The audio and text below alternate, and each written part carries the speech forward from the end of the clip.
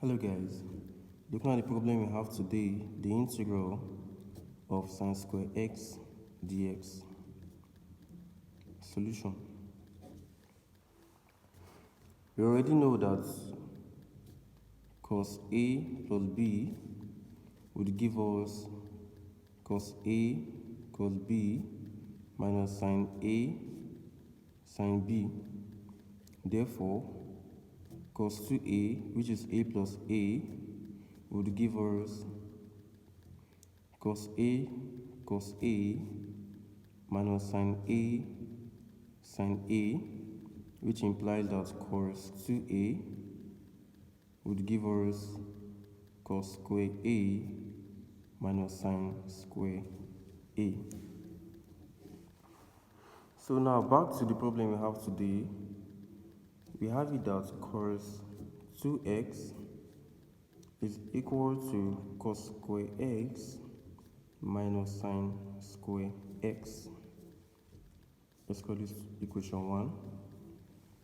And also, sin square x plus cos square x is equal to 1. Let's call this equation 2. Now from 2, we have that cos square x is equal to, here we are making cos square x with a formula, so cos square x is equal to 1 minus sin square x. Let's say this is equation 3. So therefore we substitute equation 3 into equation 1, and by doing so we have cos 2x is equal to 1 minus sin square x minus sin square x. So we say that cos 2x is equal to 1 minus 2 sin square x. So we have it that 2 sin square x is equal to 1 minus cos 2x. So making sin square x subject to a formula, we multiply both sides by 1 all over 2. Therefore, sin square x is equal to 1 over 2 in the bracket of 1 minus cos 2x.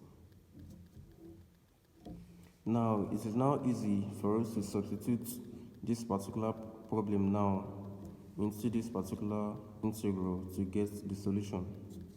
Therefore, we have that the integral of 1 all over 2 in the bracket of 1 minus cos 2x dx will be equal to, now we can notice that 1 over 2 is actually a constant, so we can bring it forward. So 1 over 2 in the integral of 1 minus cos 2x dx.